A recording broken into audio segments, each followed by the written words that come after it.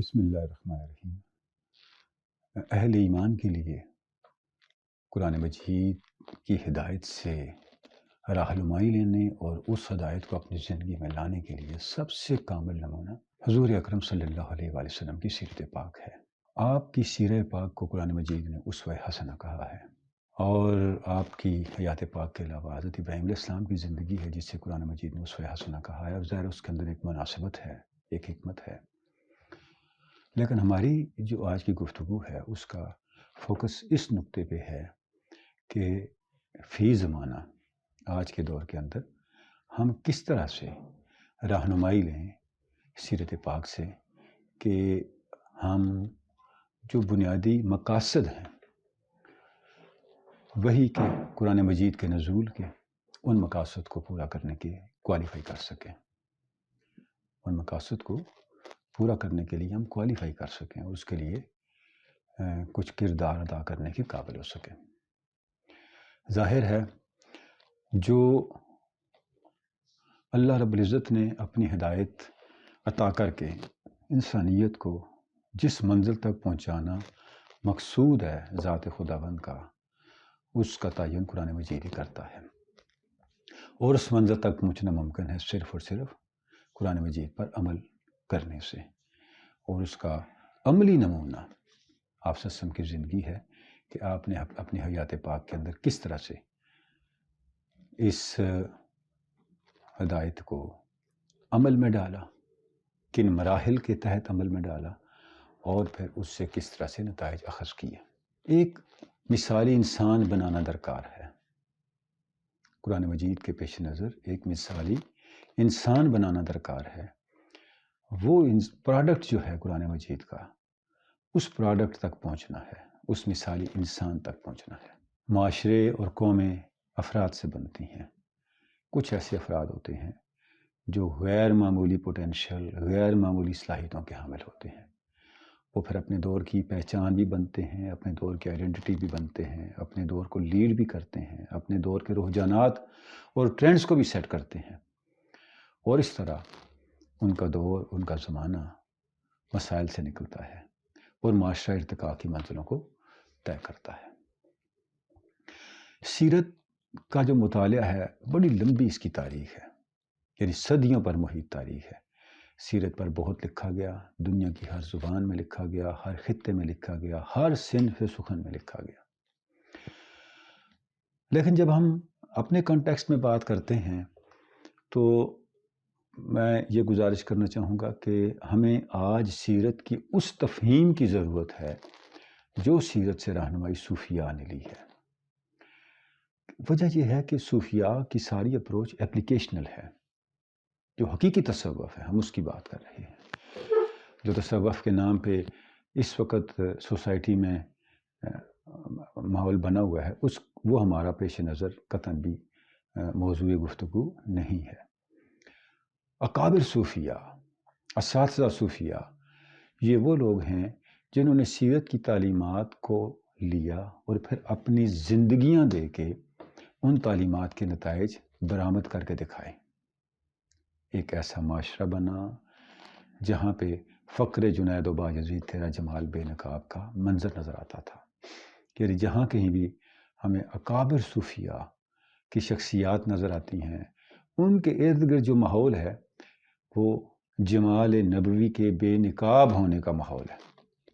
وہاں خلق ہے، انسانیت ہے، اعلیٰ انسانی اقدار ہیں، دینی تعلیمات پر عمل کا ایک نمونہ کامل ہے، اور یہی وجہ ہے کہ ان کی اس قوت جمال سے معاشرے بدلے، اسلام کو فروغ ملا، اور اسلام کی جو اخلاقی طاقت تھی اس کا اظہار دنیا کے مختلف خطوں میں اور خصوصاً بر صغیر میں ہوا۔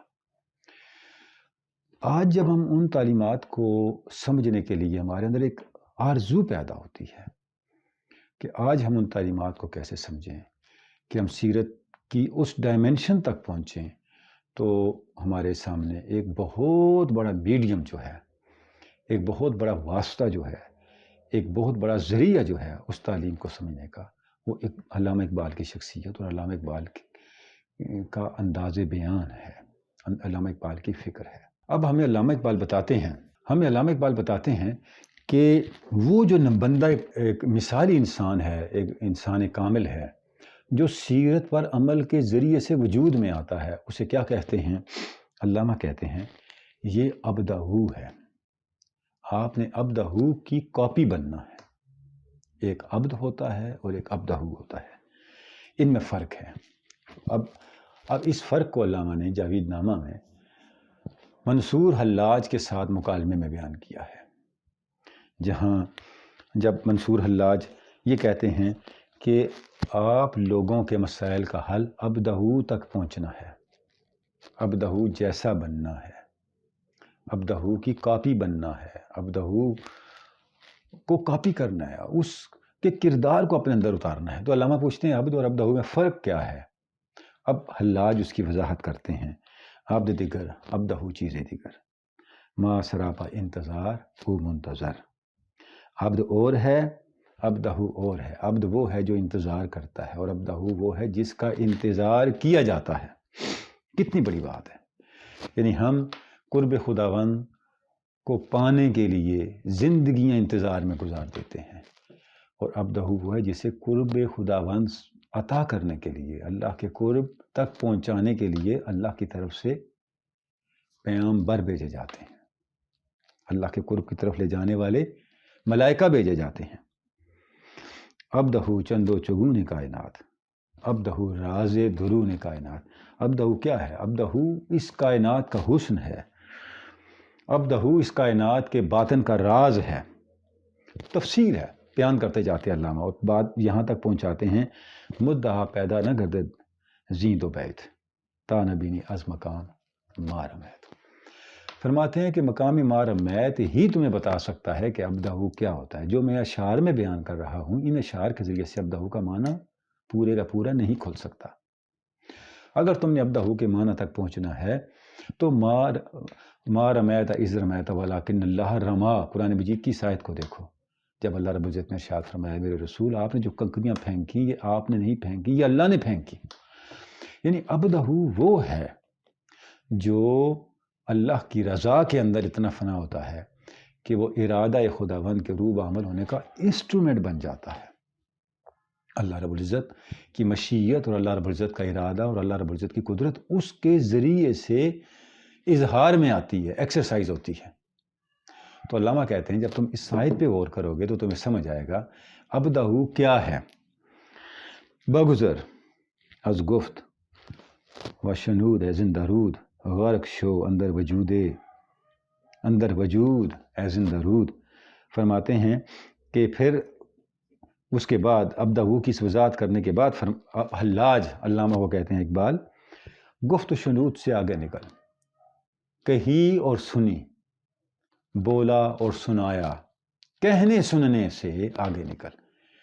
اور تم عبدہ تک پہنچنے کے لیے تمہیں وجود میں غرق ہونے کی ضرورت ہے. جب تم وجود میں غرق ہو جاؤ گے، یعنی ذات خداوند کے قرب میں پہنچ جاؤ گے، تو تمہیں سمجھ آئے گی عبدہ کیا ہوتا ہے.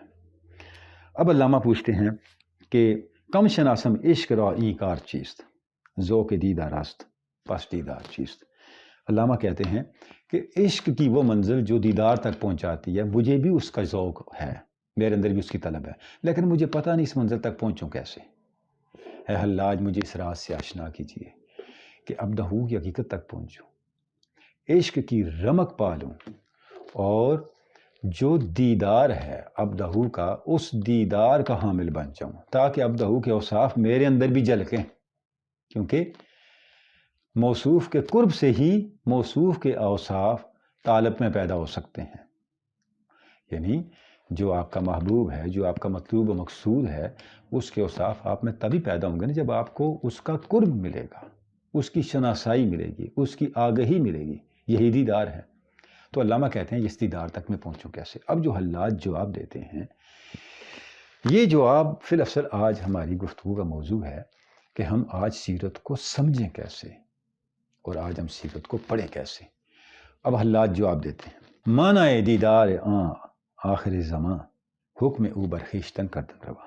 کہ رسول اللہ صلی اللہ علیہ وسلم خاتم النبیین صلی اللہ علیہ وسلم کے دیدار کا مطلب یہ ہے کہ آپ کے حکم کو اپنے اس بدن کی ریاست کے ظاہر اور باطن پہ نافذ کر دو۔ در جہاں زی چوں رسول انسو جاں تا چو باشی قبول انسو جاں۔ دنیا میں حضور اکرم صلی اللہ علیہ وآلہ وسلم کی طرح زندگی گزارو، رسول انسو جاں کی طرح زندگی گزارو، تاکہ تمہیں دنیا میں وہی مقبولیت ملے جس طرح آپ سسٹم کو مقبولیت اللہ رب العزت نے عطا کی۔ بعض خدرہ بھی ہمیں دیدار اوست، سنت او سر از اسرار اوست۔ پھر اپنے آپ کو دیکھو تو تمہیں پتہ چلے گا کہ دیدار کا مطلب کیا ہے، حضور کے قرب کا مطلب کیا ہے، عبدہ کو دیکھنے کا مطلب کیا ہے، عبدہ کے قریب ہونے کا مطلب کیا ہے، پھر تمہیں اس کا پتہ چلے گا۔ اور اس بات کو نہ بھولنا کہ حضور کی ہر سنت، حضور کا ہر عمل اللہ کے رازوں میں سے ایک راز ہے۔ یعنی اگر منشاء خداوند تک پہنچنا ہے تو منشاء رسول کو جاننے کی کوشش کرو، اسوہ رسول کو جاننے کی کوشش کرو۔ اسوہ رسول منشاء خداوند کا عملی اظہار ہے۔ ارادہ خداوند کا عملی اظہار کیسے ہوتا ہے، اس کا جواب حضور کی سیرت سے ملتا ہے۔ گویا حضور کی سیرت پہ عمل کرنے کا مطلب کیا ہے؟ اللہ کی رضا پہ عمل کرنا۔ اور حضور کی سیرت پہ عمل کرنے کا نتیجہ کیا ہے؟ اللہ کی رضا کا زندگی میں میسر آ جانا۔ خدا بندے سے خود پوچھے بتا تیری رضا کیا ہے۔ یہ کب پوچھے گا اللہ بندے سے تیری رضا کیا ہے؟ جب بندہ پہلے اس مرحلے کو طے کر لے کہ اللہ کی رضا کیا ہے۔ یہی خودی کو بلند کرنا ہے۔ یعنی بندہ پہلے یہ طے کر لے، بندہ پہلے اس مرحلے سے گزر جائے کہ اللہ کی رضا کیا ہے۔ اس کا فیصلہ اسوہ رسول کی پیروی سے ہوتا ہے۔ یہ مرحلہ آتا ہے اسوہ رسول صلی اللہ علیہ وسلم کی پیروی سے ہوتا ہے۔ جب ہم اسوہ نبوی کو اختیار کر لیتے ہیں تو اس کے بعد اگلا مرحلہ یہ آتا ہے کہ ہمیں اللہ کی رضا بھی اپنی زندگی کے معاملات میں ملنے لگ جائے۔ تصوف کیا ہے؟ تصوف اپنی خیال کو اس پیوریفیکیشن تک لے کے جانا ہے، جیسے ریکنسٹرکشن میں بھی علامہ فرماتے ہیں کہ تصوف جو ہے یہ ایک میکانزم ہے for the purification of human consciousness. انسانی شعور کو ہر طرح کے ابہامات سے، ہر طرح کے الجھنوں سے، ہر طرح کے جو الجھاؤ ہیں ان سے نکالنے کا ایک میکانزم ہے۔ جب انسانی شعور اس طرح کے الجھاؤ سے نکل جاتا ہے اور وہ کلیئرٹی پہ آ جاتا ہے تو اس کے بعد اسے پتہ چلتا ہے کہ میں اللہ کی رضا تک کیسے پہنچوں۔ جب وہ اس مرحلے سے گزر جاتا ہے تو پھر وہ اس قابل ہوتا ہے کہ اب وہ اللہ کی رضا کو کنٹین کر سکے۔ اب اس کے لیے اللہ کی تائید اترے، اللہ کی تائید اسے نصیب ہو۔ اور یہی ایمان کا مقصد بھی ہے، ایمان کا مقصود بھی یہی ہے۔ اب اس کے اوپر عمل صوفیاء نے کر کے دکھایا۔ جیسے کہ آئنسٹائن نے جب بات کی کہ یہ جو ہمارا جو اسپیس اینڈ ٹائم ہے، سادہ الفاظ میں عرض کر رہا ہوں، اس 3 ڈائمینشنز ہیں اسپیس کی، تو ان 3 ڈائمینشنز کے ساتھ ایک چوتھی ڈائمینشن بھی ہے جو ٹائم کی ڈائمینشن ہے، جس کے بغیر اس پورے فریم ورک کو آپ سمجھ نہیں سکتے۔ صاحب ایمان کی جو زندگی کی اپروچ ہے، اس کی جو ڈائمینشنز ہیں معاملات کو دیکھنے کی، زندگی کو دیکھنے کی، وہ عام بندے سے ذرا مختلف ہیں۔ ان میں ایک چوتھی ڈائمینشن بھی ہوتی ہے اور وہ ایمان کی ڈائمینشن ہے۔ یعنی صاحب ایمان، اللہ پر یقین رکھنے والا اور حضور اکرم صلی اللہ علیہ وسلم کو فالو کرنے والا، آپ کے حقیقی معنوں میں پیروی کرنے والا شخص وہ ہے جس کی زندگی میں عام فرد کی نسبت ایک اور ڈائمینشن بھی ایڈ ہوئی ہوتی ہے، اور وہ ڈائمینشن ایمان کی ڈائمینشن ہوتی ہے۔ یعنی وہ کسی عمل کو ایمان سے ہٹ کے نہیں دیکھتا۔ جب وہ ایمان کو شامل کر کے زندگی کے معاملات کو دیکھتا ہے تو اب اس کے معاملات بدلتے چلے جاتے ہیں۔ نوح علیہ السلام کو جب اللہ رب العزت نے حکم فرمایا کہ قوم نے آپ کی بات کو تسلیم نہیں کیا، اب ہم نے اس قوم کو صفحہ ہستی سے مٹانے کا فیصلہ کر لیا ہے، اب آپ ایک کشتی بنائیں اور اس کے اندر سوار کر لیں اپنے سارے اہل ایمان کو، جیسے قرآن مجید میں تفصیلات موجود ہیں۔ جب عذاب آ گیا، اب کشتی میں جو بیٹھے ہیں وہ جا رہے ہیں۔ قرآن مجید کہتا ہے یہ کشتی جو نجات کی کشتی تھی، تجری بأعیننا، یہ ہماری نگاہوں کے سامنے بہہ رہی تھی، اور ہماری نگاہیں اس طوفان کے اندر حفاظت کر رہی تھی۔ سورہ القمر ہے قرآن مجید کی۔ مطلب کیا ہوا؟ ورنہ تو کائنات پوری کی پوری اللہ کی نگاہوں کے سامنے ہے، لیکن فرق کیا ہے؟ کچھ لوگ کشتی سے باہر ہیں جو طوفان کا شکار ہو رہے ہیں، اور کچھ کشتی کے اندر ہیں۔ جو کشتی کے اندر ہیں وہ اس ایمان اور یقین کے حامل ہیں کہ وہ تجری بأعیننا، کہ وہ اللہ رب العزت کی نگاہ کے سامنے، اللہ رب العزت کی نگاہ کے سامنے، اس کے مشاہدے کے سامنے، اس کے دستے قدرت کے تحت اس کشتی میں آگے بڑھتے چلے جا رہے ہیں، وہ کشتی چلتی چلی جا رہی ہے۔ یہ جو ڈائمنشن ہے، ایمان کی ڈائمنشن، یہ زندگی کے اپروچ کو بدل دیتی ہے۔ سیرت کو ہم نے اس طرح پڑھنا ہے کہ سیرت کے پڑھنے سے ایمان کی یہ جو ڈائمنشن ہے، جو ڈیڈ ہو چکی ہے ہماری زندگی کے اندر، وہ ایکٹیویٹ ہو جائے۔ اور اس کی گراؤنڈ موریلٹی ہے۔ موریلٹی کے اوپر، اخلاقیات کے اوپر، یہ ہم نے اس بلڈنگ کو اٹھانا ہے، اس عمارت کو اٹھانا ہے، ایمان کی عمارت کو۔ اور جیسے جیسے یہ عمارت اوپر اٹھتی جائے گی، اس کے کچھ نتائج برآمد ہوں گے، ہماری شخصیت میں، ہمارے کریکٹر میں، ہمارے کردار میں، ہماری اپروچ میں، ہمارے رویوں میں۔ اس کے نتیجے میں اللہ کی طرف سے بھی کچھ تبدیلیاں آنے لگیں گی ہماری سوسائٹی کے اندر، ہماری شخصیت کے اندر، ہماری زندگیوں کے اندر، ہمارے معاملات کے اندر۔ یہ ایک ریسیپروکل پروسیس ہے۔ تصوف ایک سائنس ہے جو آپ کو یہ سارے معاملات ایک ایکویشن کے طور پہ بتاتی ہے۔ جس طرح کیمسٹری کے اندر کچھ ریئیکٹنٹس ہوتے ہیں، جب وہ پورے ہوں تو اس کے نتیجے میں ریئیکشن ہوتا ہے، اور اس کے بعد کچھ پروڈکٹس بنتے ہیں، اور ایک کیمیکل ایکویشن ترتیب میں آتی ہے۔ اس کیمیکل ایکویشن میں کہیں بھی بیلنس خراب ہو جائے تو سارے کا سارا کیمیکل پروسیس تباہ و برباد ہو جاتا ہے۔ بعین ہی تصوف ہمیں بندگی کی سطح کے ریئیکٹنٹس کو ڈیفائن کر کے بتاتا ہے۔ جب بندگی کی سطح پہ وہ ریئیکٹنٹس پورے ہو جاتے ہیں تو وہ جو ایکویشن، کریکٹرل ایکویشن وجود میں آتی ہے، اس کے نتیجے میں پروڈکٹس کی سطح پہ تائید خداوند کے کچھ حاصلات سامنے آتی ہیں، کچھ فروٹس سامنے آتے ہیں، کچھ ثمرات سامنے آتے ہیں۔ اور صوفیاء کی زندگیاں ہمیں اس کی عملی نظیر کے طور پہ اس کو ایلابوریٹ کرتی ہیں، ہمارے سامنے اس کی وضاحت کرتی ہیں۔ حضرت مالک بن دینار فرماتے ہیں، میں یہ کشف المعجوب سے پڑھ رہا ہوں، کہ تن بغیر روح کے پتھر ہے، اور عمل بغیر خلوص کے کھیل ہے۔ خلوص، عمل کے اندر خلوص باطن ہے، اور اطاعت عمل کا ظاہر ہے۔ ظاہر باطن سے پائے تکمیل کو پہنچتا ہے، اور باطن کی قیمت ظاہر پر منحصر ہے۔ یعنی آپ دیکھیں کس طرح حضرت مالک بن دینار نے جو عمل ہے اس کے ظاہر اور باطن کو باہم لنک کر کے بتایا ہے، کہ عمل جو ہے اس کا ظاہر اور باطن کس طرح آپس میں کنیکٹڈ ہے۔ ظاہر باطن سے الگ نہیں، اور باطن ظاہر سے الگ نہیں۔ بالکل اس طرح جس طرح عبارت مفہوم سے الگ نہیں اور مفہوم عبارت سے الگ نہیں۔ عبارت کا یولیدہ ہونا مفہوم کو گم کر دیتا ہے، اور مفہوم سے آری عبارت اپنے تمام تر حسن کے باوجود سوائے لفاظی کے کچھ نہیں ہے۔